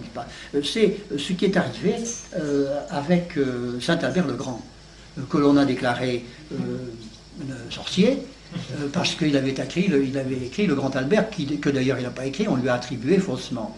Mais enfin, je ne sais pas si la légende, enfin l'érudition dit qu'il était Magnus in Magia, Major in Philosophia, et Maximus in Theologia. Alors il était normal qu'un théologien s'informe de la magie, d'autant plus que tout le monde en parlait à ce moment-là. C'était la forme presque de la physique, c'était le début de la physique. Quand on faisait de la physique, on faisait de la magie, ça s'appelait comme ça. Alors, vous comprenez? Alors maintenant, on va les subversifs, d'ailleurs, le font pas. Vous verrez dans les listes des livres les plus récents, vous verrez Saint-Albert le Grand figurer parmi les alchimistes. Alors il nous vole tout, nos symboles et nos grands hommes en définitive. Alors il faut se défendre. Je crois que là il faut se défendre. Il ne faut pas avoir peur de récupérer des gens comme Saint-Albert le Grand, bien entendu. Enfin, je vous signale le fait. Alors, dans beaucoup de ces gens qui sont considérés dans toute cette littérature gnostique de maintenant comme des précurseurs de la Rose-Croix, n'est-ce pas, de la Rose-Croix de 1616, eh bien, il y a beaucoup de gens d'église qui ont simplement étudié l'alchimie, étudié la Kabbale, étudié ceci ou cela. Mais étudier, ça ne veut pas dire donner dans les travers de ces sciences-là, ces sciences occultes. Ça ne veut pas dire que c'était des occultistes. Alors nous allons combler un deuxième vide, c'est celui de l'initiation au grade de Rose-Croix et au grade de chevalier Kadosh. Alors le grade de Rose-Croix, c'est le 18e degré. Par conséquent, oui, c'est le 18e degré. Et il est précédé du grade de chevalier d'Orient et d'Occident, qui est le 17e degré. Quand donc un franc-maçon se présente pour recevoir le grade de chevalier Kadosh, il n'est encore, et jusqu'à la fin de la cérémonie, que chevalier d'Orient et d'Occident. Alors vous reconnaissez dans le chevalier d'Orient et d'Occident les traces de la stricte observance, c'est-à-dire de la maçonnerie de Ramsay. C'est ça c'est le nom qu'il avait donné à plutôt que ses adeptes avaient donné au premier grade de la maçonnerie de Ramsay. La cérémonie, le candidat se présente en qualité de chevalier d'Orient et d'Occident, il est encore 17e degré, n'est-ce pas? Et il faut remarquer que cette initiation au 18e degré se fait en groupe parce qu'elle est très coûteuse, le cérémonial est majestueux, et elle est très coûteuse et on la fait en groupe pour éviter les dépenses. Et il faut que, ben oui, on comprend bien, pardi. Il faut 2 temps, ou au moins il faut qu'on dispose d'une grande salle qui puisse se diviser en deux pièces assez séparées les unes des autres, parce qu'il y en a une qui va être très sombre et l'autre qui va être très éclairée. Alors la première salle est tendue de noir, elle est très très peu éclairée, elle est tendue de noir, et la deuxième salle est tendue de rouge. Alors, dans le premier temple, tendu de noir, l'ornementation est celle-ci. D'abord, il y a la pénombre, et puis il y a 3 colonnes qui sont disposées assez se passer les unes des autres pour qu'on puisse faire une procession l'une à l'autre, n'est-ce pas? Et qui sont la colonne de la foi, de la charité et de l'espérance. Ah oui, vous savez, la singerie est absolument, pas, je veux dire parfaite, non. La singerie se retrouve à tous les tournants. Là. Le thème, c'est le chevalier d'Orient et d'Occident se sont jusqu'à présent livrés à des recherches inutiles. Ils sont arrivés au 17e degré de la maçonnerie, on leur a dit qu'on allait leur faire des révélations sensationnelles, puis pof, tout d'un coup ils apprennent que tout ça c'était inutile, parce qu'en réalité, l'obscurcissement encombre la terre, le frère grand expert parle en leur nom de ces candidats, et il dit, mes frères, vous nous trouvez dans l'affliction, il parle au nom des candidats, il s'adresse aux assistants, vous nous trouvez dans l'accablement et dans le désespoir, de profondes ténèbres enveloppent la terre, et les ténèbres y ont semé le désordre et le deuil. Alors puis, il s'adresse aux très sages, le très sage c'est le vénérable qui a le nom de très sage à cette occasion-là, vous allez voir qu'on lui donne notre nom tout à l'heure. Nous venons ici car on nous a enseigné que l'homme ne peut rien sans le secours des autres. Bon, alors ça fait penser immédiatement à l'expression évangélique, n'est-ce pas, sans moi vous ne pouvez rien faire. L'homme ne peut rien sans le secours des autres, c'est encore une singerie à l'envers. Et vous savez, ça ils l'ont fait exprès parce qu'ils sont très forts en écriture sainte, et ça je vous assure que c'est fait exprès, c'est pas par hasard. Et alors on va commencer à inaugurer les voyages d'une colonne à l'autre. Alors on fait un premier voyage, c'est le voyage de la foi. Alors on donne la définition maçonnique de la foi. Cette définition suivante, la foi, ce n'est pas ce sentiment qui nous porte à adopter aveuglément toute opinion, c'est la lumière que le grand architecte de l'univers fait briller en notre esprit et qui lui sert de phare dans ses plus sublimes perfections, pour le préserver des fausses doctrines et de la fausse science. La foi, c'est le levier au nom duquel l'homme renverse par sa puissance intellectuelle tous les obstacles de la matière. Je vais la reprendre parce qu'elle est distillée avec art. La foi, ce n'est pas ce sentiment qui nous porte à adopter aveuglément toute opinion, c'est la lumière que le grand architecte de l'univers fait briller en notre esprit et qui lui sert de phare dans ses plus sublimes perfections pour le préserver des fausses doctrines et de la fausse science. La foi, c'est le levier au nom duquel l'homme renverse par sa puissance intellectuelle tous les obstacles de la matière. L'affirmation de la foi dans la puissance intellectuelle de l'homme. C'est bien ça, n'est-ce pas? C'est sa puissance intellectuelle. L'homme doit avoir foi en lui. C'est bien ça. Là, la foi en lui. On y trouve même une allusion à l'excellence de la mystique naturelle, en ceci qu'il est dit dans la chose, n'est-ce pas, dans cette définition maçonnique de la foi, que la foi est le phare constitué par les plus sublimes perceptions de l'esprit humain. Et bien les plus sublimes perceptions de l'esprit humain, eh bien ce sont ses facultés mystiques. C'est quand il va être initié, c'est ça, c'est vrai. Vous savez, elle est distillée avec art, la définition de la foi. Deuxième voyage auprès de la colonne de la charité. Alors la charité, de nouveau, est définie à la manière maçonnique, et bien c'est tout simplement la bienveillance mutuelle. C'est tout simplement la solidarité naturelle. Je vous passe la définition parce que ça c'est archi commun. Le troisième voyage s'opère autour de la colonne de l'espérance. Alors l'espérance, ça ils se sont rien cassés. L'espérance, c'est le résultat de la combinaison de la foi avec la charité. Alors, ça vraiment, je ne sais pas à quoi ça correspond. Nous, encore, notre espérance, c'est dans une chose future, surnaturelle. Bon, mais là, c'est une combinaison, enfin, c'est comme ça. Puis après, il y a prestation de serment. Le cortège se forme pour aller rejoindre l'hôtel du Très Sage, et l'un des chevaliers d'Orient et d'Occident, puisqu'ils ne sont encore que ça, n'est-ce pas, prononce la formule « Je jure sur le glaive », on leur présente un glaive, symbole du courage, et en présence de tous les chevaliers qui m'entourent, de garder en mon cœur tous les secrets qui pourront m'être confiés par les chevaliers Rose-Croix. Je promets d'habituer mon esprit à instruire mes frères et mon bras à les défendre, et je prends l'obligation de ne me séparer jamais de cet ordre pour former un chapitre irrégulier. Ça c'est l'amphobie, c'est souvent que dans les choses comme ça, dans les serments, ils se prémunissent contre les infiltrations réciproques des obédiences les uns des autres. Et alors on va se mettre à la recherche de la parole perdue. La parole perdue, on a vu ça déjà dans les noces chimiques de Christian Rosenkreuz. Et on va...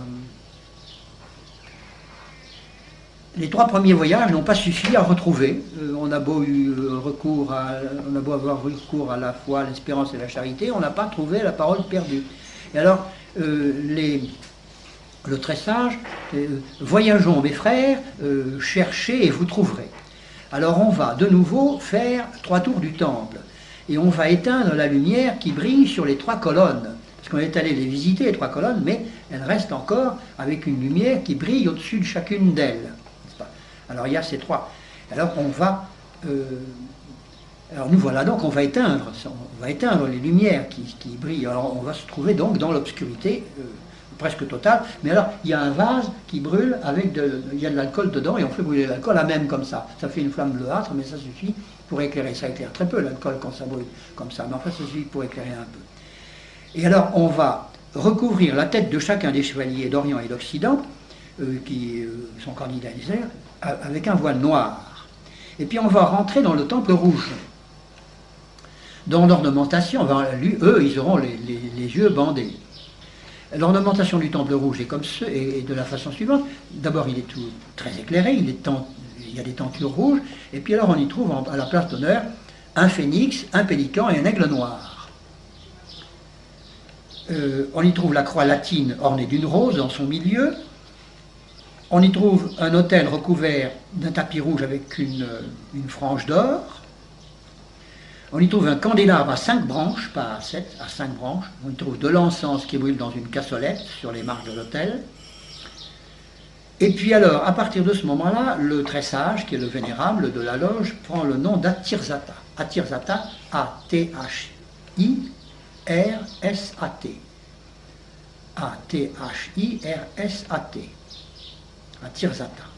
Il paraît que c'est le nom c'est un des noms de Néhémias, qui est fils d'Akélaï. Je ne sais pas qui est ce Néhémias, fils d'Akélaï. C'est peut-être le Néhémias de l'écriture. Je ne me rappelle pas s'il était fils d'Akélaï, moi, celui-là. Akélaï, ça fait assez grec, mais enfin, il y avait des juifs qui portaient des noms comme ça. Et alors les colonnes, ça s'appelle les vallées, au lieu de colonnes, ça s'appelle désormais des vallées. Et puis alors l'Orient s'appelle le sanctuaire. Ça prend des noms différents pour ce cérémonial-là. De l'entrée des chevaliers d'Orient et d'Occident, candidats à devenir des chevaliers Rose-Croix. Alors le grand expert dit au nom des candidats: nous avons parcouru l'Orient et l'Occident, le Nord et le Midi, et nous cherchons la parole perdue et nous croyons l'avoir retrouvée. Parce qu'ils sont entrés, n'est-ce pas, bien qu'ayant les yeux bandés, dans le temple rouge. Puis on lit un long poème, dont la première partie est en alexandrin, et dont la deuxième partie est en vers de 8 pieds. Je crois que je vais vous les lire parce que c'est assez maçonnique d'impression, puis c'est pas absolument ni idiot ni rien, c'est un certain petit genre maçonnique. Debout les enfants de la veuve, quand le soleil s'est éclipsé, quand subissant la grande épreuve, votre peuple s'est dispersé, les ténèbres ont sur la terre des temples voilé le mystère en étouffant toute clarté. L'ombre partout fut répandue et la parole fut perdue. Mis de fer pour l'humanité, dès lors l'étoile flamboyante pâlit dans le ciel assombri, et la maçonnerie errante pleura ses fils sans abri. Trop longtemps la rude tempête sous l'orage a courbé la tête. Réveillez votre antique ardeur, debout luttez avec courage, brisez d'un mot son long servage et ressuscitez sa splendeur. La foi vous éclaire et vous guide, l'espérance vous sert d'égide. Embrasés par la charité, vos cœurs refouleront le doute. Allez au bout de votre route, vous trouverez la vérité. Voilà. C'est assez ronflant, mais enfin, voilà le genre. C'est tout à fait ça. Tout à fait le genre maçonnique, c'est ça. Bon, ça, c'est pas génial. C'est vraiment pas génial. Enfin, j'ai voulu vous donner un échantillon de ce dont ils se nourrissent. Puis alors, on trouve un coffret. Tout d'un coup, on trouve un coffret que l'on apporte au très sage, qui est la Tirzata. Et de ce coffret, il tire, il est fermé, ce coffret est fermé par un ruban en forme de croix, n'est-ce pas, qui est scellé par par un cachet de cire, on fait sauter le cachet, on ouvre le chose et on trouve un papier sur lequel il y a écrit les initiales Henri. Et alors on va dévoiler au candidat Rose-Croix le sens de Henri. Et vous allez voir ce que ça donne. Alors il y en a 3 d'abord, sens de Henri, entre lesquels on leur donne à choisir. Plutôt, c'est un choix qui est éclectique, parce qu'ils n'ont pas besoin de se fixer sur un choix, les francs-maçons. Ils ont comme ça un éventail assez largement ouvert. Alors le premier sens, c'est ceci, justum negare reges impios. Premier sens, justum negare reges impios, ce qui signifie il est juste d'anéantir les rois impies. Il est juste de tuer, negare, ça peut vouloir dire tuer aussi. Justum negare reges impios. Le deuxième sens, c'est justitia nunc reget imperia. C'est-à-dire justitia nunc reget imperia, c'est-à-dire la justice désormais gouverne les empires. Nunc, c'est ça, c'est désormais dorénavant, n'est-ce pas? Nunc, maintenant. À partir de maintenant. Justitia nunc reget imperia. La justice désormais gouverne les empires. Et le troisième, c'est tout simplement la formule des alchimistes, c'est igne natura renovatur integra. Ça, celle-là, elle est à noter parce que c'est la formule des alchimistes. Igne, le feu, igne et, natura renovatur integra. C'est-à-dire la nature est renouvelée entièrement par le feu. Alors il y en a un qui a un accent révolutionnaire, il est juste d'anéantir les rois impies, l'autre qui a un accent maçonnique, de la justice désormais gouverne les empires, et l'autre qui est faite pour exalter l'alchimie une fois de plus. Après a lieu la consécration chevaleresque. Consécration chevaleresque au grade donc de chevalier Rose-Croix. Alors il y a pour la consécration, il y a un simulacre d'adoubement avec 3 estocades d'épée symboliques sur l'épaule gauche, sur l'épaule droite et sur la tête. On donne alors diverses consignes. On donne d'abord le signe de l'ordre qui est le bon pasteur, il ne se prive de rien.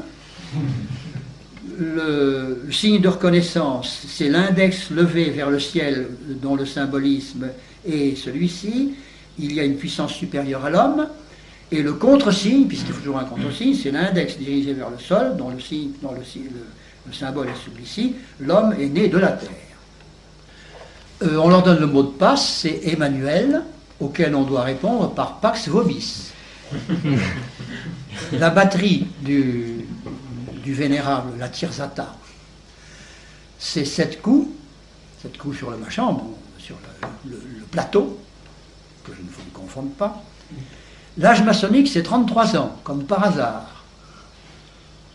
Parce qu'avant, ils ont l'âge maçonnique de 3 ans, 5 ans, c'est pas mal quand même. Un compagnon, lui, vous avez 3 ans d'âge. Enfin, bref. Le cordon qui soutient le bijou à la Rose-Croix, c'est le cordon rouge. Et le bijou, c'est la croix latine, naturellement, avec la rose qui est, soi-disant, le symbole de secret. La rose, dans le symbolisme catholique, c'est attribué à la Sainte Vierge, rose mystique, n'est-ce pas? Évidemment, il y a une idée de secret, puisque le Saint-Esprit l'a recouvert de son nom, et une idée de secret, c'est évident, il s'est fait en elle un mystère. Enfin, eux, ils ont pris ça, voyez-vous, c'est le secret en général. C'est ça. Nous sommes un cas particulier de leur système éclectique, c'est ça. Alors après, il y a les acclamations. Les acclamations, elles ne sont pas piquées des verres, elles non plus. Elles sont en principe adressées à notre Seigneur Jésus-Christ. Mais elles lui attribuent des caractéristiques étranges, des caractéristiques maçonniques, n'est-ce pas? Elles le transforment en une espèce de maçon. Elles se font devant un chandelier à 7 branches qui est allumé. Bon, alors le chandelier à 7 branches, parce que le premier chandelier était à 5 branches. Maintenant celui-là, il est à 7. Alors on s'adresse à... elles sont allumées toutes les 7. Alors on s'adresse à la première, et c'est une acclamation qui s'adresse à notre Seigneur Jésus-Christ. Celui qui était venu pour régénérer l'humanité a été méconnu et mis à mort. Alors à ce moment-là, on éteint la première flamme. Celui qui voulait que tous les hommes fussent frères, etc., ça n'a pas réussi, on éteint la deuxième flamme. Celui dont la sublime morale devait assurer le bonheur de l'humanité, ça n'a pas collé également, on éteint la troisième flamme. Celui qui voulait substituer la vérité à l'erreur, on éteint la quatrième flamme, parce que ça n'a pas marché. Celui qui a proclamé que chacun devait faire pour son frère ce qu'il voulait que son frère fît pour lui, on éteint la cinquième flamme. Celui qui voulait arracher son frère au joug de la tyrannie, on éteint la sixième flamme. Et celui qui, réel ou fictif, n'en occupe pas moins l'esprit d'une partie importante de l'humanité, là, toutes les flammes sont éteintes parce qu'on éteint la dernière flamme, la septième. Bon, alors c'est tout de même un peu rigolo, comme symbole, hein, ça. On invoque notre Seigneur Jésus-Christ, mais au lieu d'allumer une flamme, on l'éteint. Ben, je ne sais pas, moi, bon, comme symbolisme, je trouve ça distillé d'une façon sensationnelle. Ça ne vous viendrait pas à l'idée, vous n'invoquez le Saint-Esprit, d'éteindre le... Bam. On éteint quand on a fini une cérémonie, tiens, c'est pas grave, parce que c'est fini, mais en cours de cérémonie et en vue d'un symbolisme, on n'éteint pas une flamme d'un personnage qu'on a invoqué. Même avec le subterfuge comme quoi ce qu'il a enseigné n'a pas réussi, parce qu'au fond, ça n'a pas réussi, c'est pas vrai, ça a réussi, mais ça n'a pas réussi dans ce monde. Alors, il y a un discours de la Tirzata à ce moment-là, un discours de la Tirzata qui est liturgique, si on peut dire, parce qu'il le lit. C'est contre le fanatisme, l'ignorance, la superstition, l'hypocrisie, la tyrannie, le despotisme. En jargon, mais il n'est pas en vers celui-là. Alors après ça, on allume les lumières, on va allumer les lumières, une à une, les lumières du chandelier à 7 branches. Et on va invoquer, cette fois-ci, on ne va pas invoquer un personnage, on va invoquer une doctrine. Alors je vous passe, on va invoquer tous les éléments de la doctrine maçonnique. Mais alors, comme la doctrine maçonnique, elle est un peu polymorphe et qu'elle est un petit peu vaseuse, alors il y a des répétitions épouvantables, je n'ai pas voulu vous les infliger, et je n'ai noté que les deux dernières, c'est-à-dire la sixième et la septième invocation, si on peut dire. Voici la sixième. La doctrine de celui qui donna sa vie pour assurer à jamais l'affranchissement des opprimés, les droits des faibles et l'anéantissement de la tyrannie, que cette doctrine gouverne désormais l'humanité régénérée. Et la septième, c'est celle-ci. Oui, mes frères, le despotisme politique et religieux est à jamais vaincu, la liberté, l'égalité et la fraternité ont recueilli l'héritage d'amour de nos morts. On recueilli l'héritage d'amour de nos morts. L'amour de la liberté rallume le flambeau de la philosophie. On vient de rallumer le flambeau de la philosophie. On a éteint le flambeau de notre Seigneur Jésus-Christ, celui qui, etc., pour allumer le flambeau de la philosophie. C'est-à-dire que le symbolisme se continue, aussi blasphématoire, dans la deuxième partie que dans la première. Tout est en langue vernaculaire, je pense. Comment? Ah oui, oui, oui, tout est en langue, sauf les choses Justum, machin chouette, là, que je vous ai dit, mais à part ça, tout est en langue vernaculaire. Oui, ils ne sont pas allés jusque-là, quand même. Alors voilà donc le chandelier à 7 branches qui est rallumé, et puis après on va assister, dans la foulée, à la scène rosicrucienne. La Tirzata réunit les assistants et les candidats, en première place les candidats, à devenir chevaliers, qui le sont déjà d'ailleurs, puisqu'il y a eu l'adoubement, n'est-ce pas?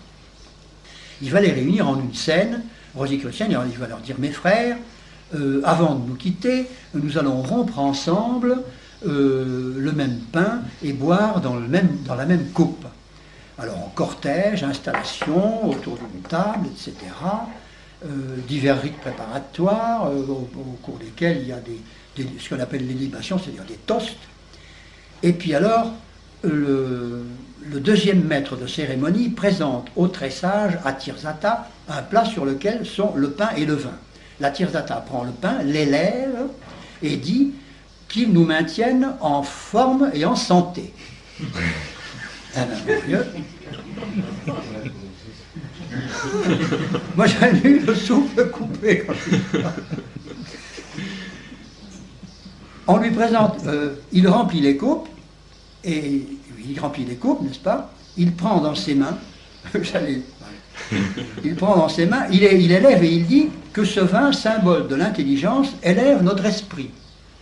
C'est moins bête, mais presque autant. Et puis après un rite de distribution, au cours duquel on dit simplement, prenez et mangez, donnez à manger à celui qui a faim. Alors, même parole pour les coupes, prenez et buvez, donnez à boire à celui qui a soif.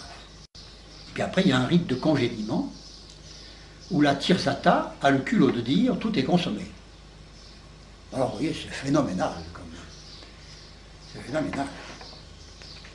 Et puis après viennent les agapes fraternelles, parce que ça, ce ne sont pas des agapes fraternelles, c'est la scène, la scène singerie de la scène de notre Seigneur, n'est-ce pas? Alors il y a des agapes fraternelles, et les agapes fraternelles sont précédées. Les agapes fraternelles sont servies par un traiteur, elles ne sont pas liturgiques. Mais ce qui est liturgique, ou semi, ou paraliturgique, nous mettrons, ce sont les libations. Alors les libations, c'est pas mal. On donne un verre à chacun, et puis alors il y a un crieur, ou peut-être l'artisata, ou peut-être le maître de cérémonie, qui crie « calice au front ». Et puis il y en a un autre qui dit « videz ». Puis il y en a un qui dit « descendons les calices ». Et un autre qui dit « videz ». Un autre qui dit « calice à l'épaule gauche, videz ». Calice à l'épaule droite, videz. Enfin voilà. Alors j'en reste là parce que vraiment... enfin voilà. Le rite alors j'avais mis dans mes projets de vous lire aussi le rituel de Kadosh. C'est un peu dans le même style, c'est un peu plus solennel, mais enfin c'est un peu dans le même style. Alors là c'est complètement judaïsé, là c'est très très juif. D'ailleurs Kadosh ça veut dire saint, n'est-ce pas? Alors là, l'idée générale, c'est une idée de vengeance et de vengeance active. C'est-à-dire que le Kadosh devient un saint, mais un saint militaire. Il est chevalier, n'est-ce pas? Alors, il est militaire, et on parle d'armée, on parle de force, on parle de puissance, on parle de... c'est vraiment un grade de gens qui sont des activistes, qui sont destinés à faire de l'action dans le monde. C'est le dernier grade, c'est le 30e, n'est-ce pas? Après ça, c'est plus que des grades administratifs. Alors on en fait un maçon complet, et on en fait en somme un maçon qui reçoit la confirmation. C'est cette idée, vous savez. Ils ont eu des maîtres qui étaient calés en liturgie et en symbolisme. Enfin, il y a un souffle luciférien qui ne peut échapper à personne là-dedans. Ça, c'est pas possible, à moins d'être un butor du premier grade, c'est pas possible. Alors il y a des gens, le maçon est évidemment l'homme de ces conférences, il répète ce qu'on lui dit en conférence, mais c'est également l'homme de ses rites. Alors vous comprenez que des types qui sont obligés de réfléchir, parce que de temps en temps quand même on les fait réfléchir sur des rites, quand un type doit subir une cérémonie pareille, il faut quand même qu'il la repasse avant. On la lui fait repasser, on la lui fait réciter. Il y a 2 ou 3 types qui viennent pour savoir, pour qu'ils soient bien au courant. Ben, pendant ce temps-là, il s'imprègne de toutes ces notions-là. Puis des petits mots qui sont dits. Il est imprégné de son rituel, le maçon. Alors les grades administratifs, eux, ce sont des grades très solennels, très pontificaux, très lents, mais ce sont des grades qui donnent entrée dans des conseils. C'est-à-dire, il y en a un qui est un conseil juridique, il y en a un qui est un conseil de rite, et puis il y en a un qui est c'est-à-dire le Grand Collège des rites, qui est donc liturgique, et puis alors il y a le Suprême Conseil, lui, qui est le conseil, le pouvoir exécutif de la franc-maçonnerie. C'est le pouvoir exécutif, et c'est parmi les membres du Suprême Conseil que l'on élit le grand maître. Et les membres du Suprême Conseil sont tous des 33e degrés. De même que les membres du Grand Collège des rites sont tous des 31e degrés. Alors, je crois qu'on est arrivé à peu près à l'heure, il nous manque 2 minutes, mais enfin... Je voulais combler ces vides parce que alors après on serait resté avec Je crois qu'il vaut mieux voir des documents comme ça qui sont des choses précises parce que les jugements de valeur sont précieux. Ceux qui sont faits par les doctrinaires anti-maçonniques, il y en a qui sont très intelligents et qui ont dit des choses très bien. Mais il faut les jalonner par des choses précises comme celle-là, à mon avis. Autrement, oui. Quand on voit je sais avoir vu ça dans la France, des affichettes, il y a marqué on invitait à une réunion de Rose-Croix. Qu'est-ce que ça veut dire? Ah ben ce ne sont pas des Rose-Croix de maçons. C'est généralement la morque. La morque. A-M-O-R. Oui, la morque comme ça se prononce, quoi. Ça se termine par RC d'ailleurs, ce qui veut dire Rose-Croix. C'est l'association, c'est une association américaine, très riche, qui a été fondée par un type qui s'appelle Spencer et qui était un mulâtre. Un superbe mulâtre ventru avec une belle barbe, avec des machins maçonniques partout, il y en avait, ça dégoulinait. on a sa photo. On peut facilement demander à un de vos laïcs, je n'allais pas vous faire ça ici, mais de se faire envoyer la littérature de la mort qu'il envoie très facilement. Ça ne vaudra pas un assassiné de littérature. Ça. C'est littérature. Oui. Ça, il vous envoie de la littérature tous les mois, une belle littérature d'ailleurs. Mais ça, quand on est convoqué à des choses de Rose-Croix, c'est ça. Mais vous savez, Rose-Croix, ça veut dire beaucoup de choses. Et il y a beaucoup de gens aussi qui s'imaginent qu'il existe encore des filières de Rose-Croix non enfranc-maçonnées, si vous voulez, libres. Parce que la grande idée rosicrucienne, c'est un christianisme libre. C'est ça ce qu'ils veulent, c'est la liberté. Ils veulent bien admirer notre Seigneur Jésus-Christ, mais à la condition de ne pas s'assujettir à l'Église. Ils ont une véritable haine de ce qui est discipline d'esprit, n'est-ce pas? Sans se rendre compte qu'une discipline d'esprit, c'est une sauvegarde. C'est que non seulement une sauvegarde, mais c'est souvent une lumière. Parce qu'il y a des tas de choses qu'on ne peut pas trouver soi-même. Alors la discipline d'esprit, finalement, c'est une lumière et c'est une sauvegarde. Alors, ils ne veulent pas admettre ça, n'est-ce pas? Et alors, ils veulent la liberté. Et il y a beaucoup de gens qui s'imaginent qu'il y a des Rose-Croix qui se baladent comme ça, ouais, et que ce sont en général des guérisseurs, de saints hommes comme ça, bien pas qu'une autre dans leur coin. C'est ça les Rose-Croix pour eux. Et ça, il m'a expliqué ça, c'est un homéopathe de Paris qui, lui, a été pris pour un Rose-Croix, justement. Parce qu'il était assez calé sur les choses d'homéopathie, de choses comme ça. Il parlait avec une dame un jour, qui un beau jour, lui a fait la génuflexion devant lui, et puis il lui a demandé, je ne sais pas quoi, un renseignement rosicrucien. Alors lui a été perdu. Elle l'avait pris pour un Rose-Croix, parce qu'il était fort sur certaines choses, ou aussi sont forts. Alors, celui qui me l'a dit n'était pas Rose-Croix lui-même, mais il m'a dit, moi j'ai été... Il savait un peu vaguement, il avait lu certains livres, bien entendu. Et il savait l'existence d'un prétendu réseau comme ça. Et je pense qu'il doit y avoir des gens qui doivent jouer de ça. Parce qu'il y a des gens qui sont vraiment, qui sont sincères, et puis il y a ceux qui jouent de toutes ces choses-là, n'est-ce pas, et qui se font passer pour Rose-Croix alors qu'ils ne le sont pas. C'est un monde bien compliqué.